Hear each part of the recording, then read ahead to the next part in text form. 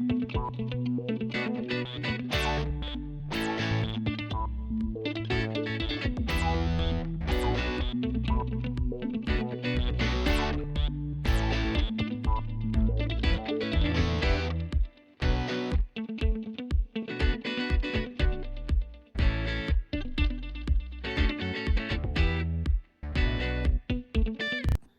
guys, welcome back to Off Access Builds. Got the Monday meetup. Got a few subscribers that asked me a couple questions here. Just wanted to talk about them a little bit. We have 71 Super Beetle. He was asking me about the rear tail lights. I don't know if you can see them over there. I'll get a little closer shot. Got those off of Amazon. I think they're about 30 bucks for a pair.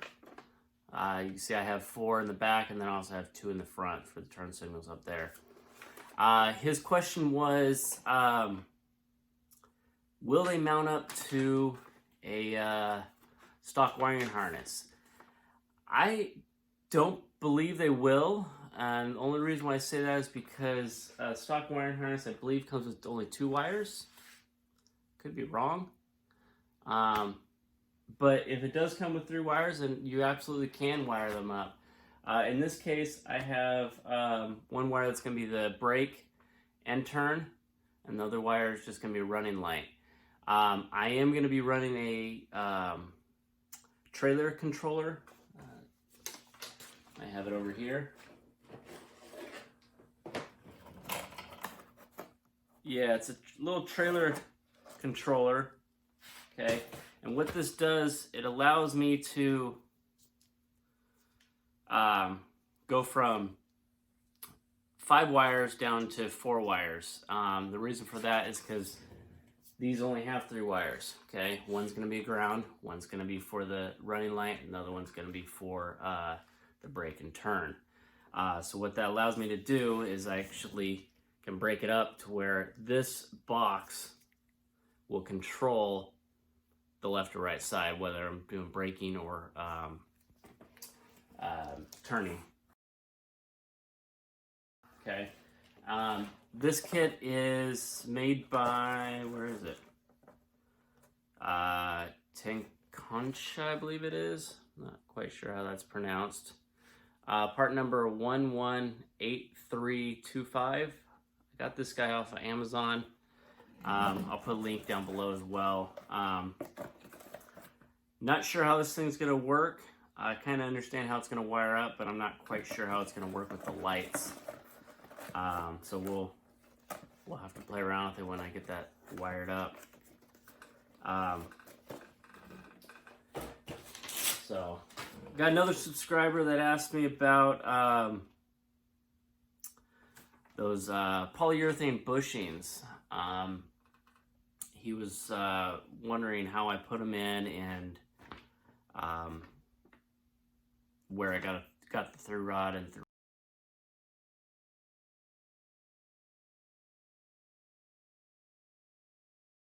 rod nuts.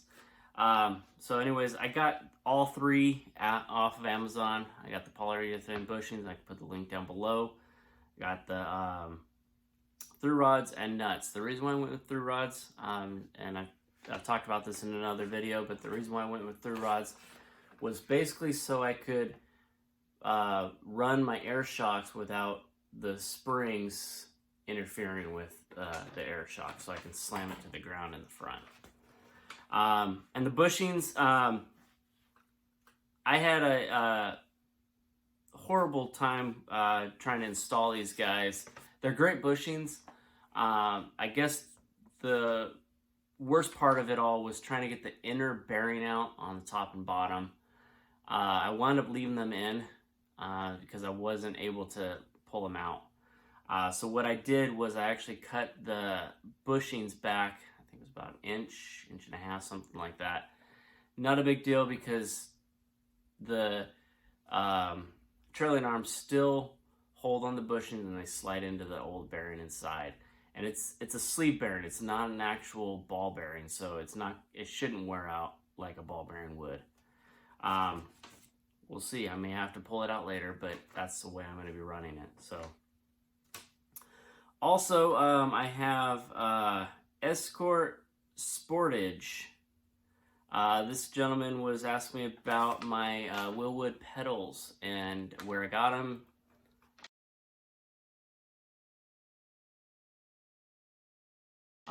If they're steel or aluminum, he wanted to do adjustment to his, similar to what I did to mine, and I'll show you that when we take a look at it. I actually offset the clutch and the brake about an inch. Yeah, an inch over to the left, and that gave me a little more pedal room on the gas, and then also should allow me to be able to do a little better heel toe when you're braking and downshifting. All right, so let's go ahead and take a look at the lights so you can get a closer view of those. And remember, guys, to always like, comment, subscribe, and let's go take a look at it. All right, guys. All right, guys, so these are the lights.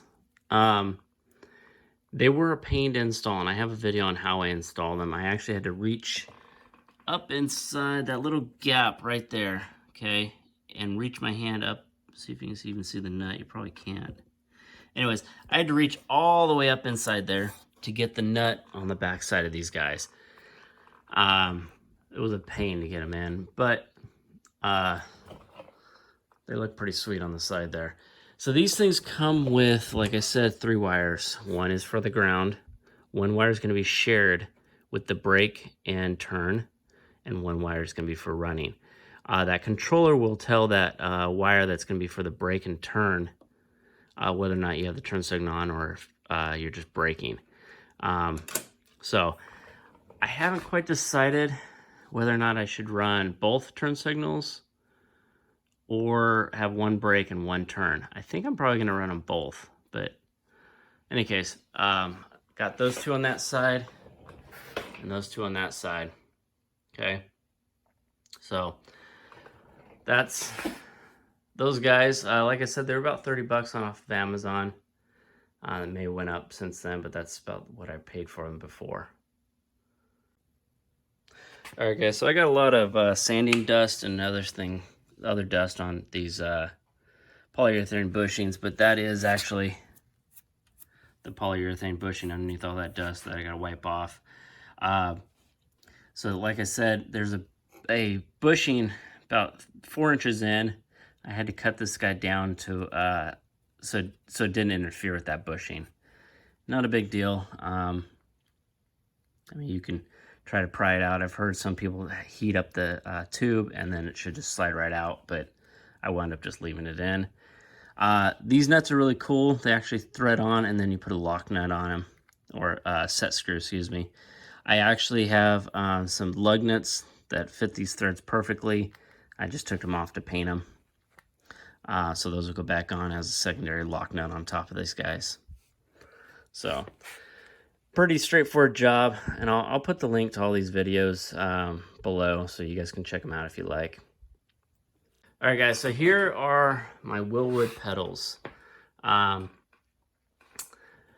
They come original, just like this, how it says Wilwood, black on black. Like I said, I actually wanted to move this over, okay? So I had a little more clearance here. My foot wasn't getting stuck underneath or not being able to give it throttle. And that's only because my tunnel actually sits right here. So this is really tight against the tunnel on a VW. But in any case, these are, I can't remember how much I spent on these guys, but they are steel. And what I wound up doing was I took the, turn this sideways.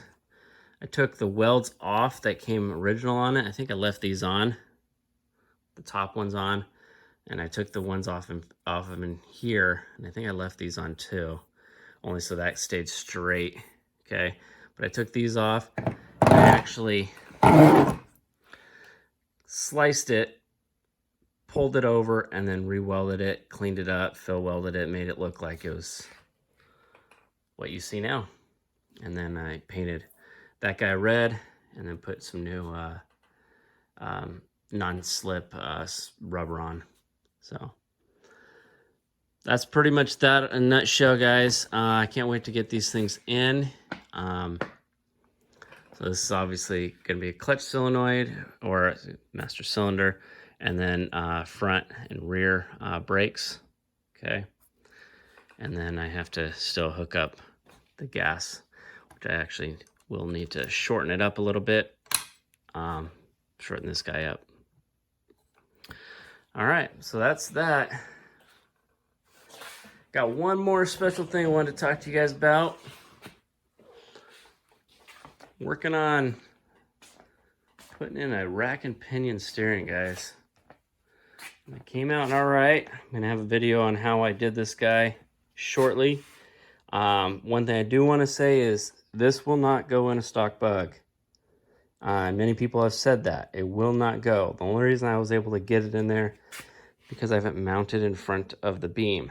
Okay, so if you're willing to cut that whole little tire tray out and put this in and reform everything, go for it. It will work that way. But that's what you're going to have to do. I wound up moving it probably about 6 inches out from where most people mount them on buggies. Okay, and when most people mount them on buggies, they usually take this hole and move it over so that angle is not so sharp. However, I already have the whole steering column and all that, so I didn't really want to mess with that. So I had to push it forward and get that angle, okay? A little bit less than what it's supposed to, or a little bit less than 40, yeah, about 45. So, in any case, it is smooth. And this thing, believe it or not, your stock steering goes about 1.5 times around. This thing,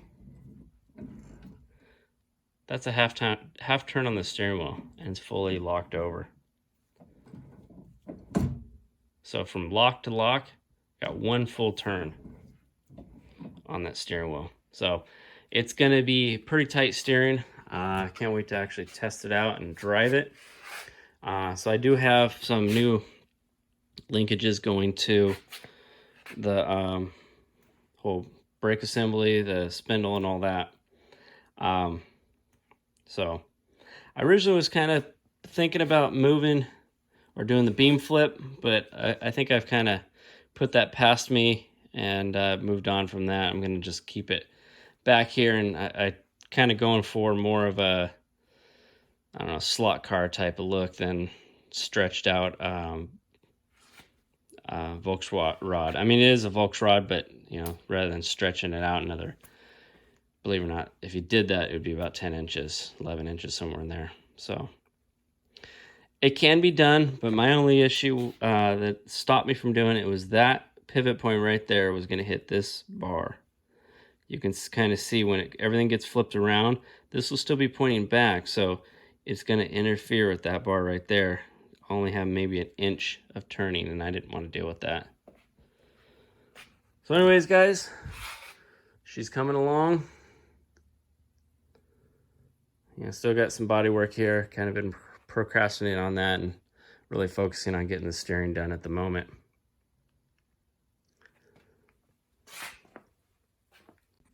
Alright guys, thanks for joining me on another episode of Off Axis Builds.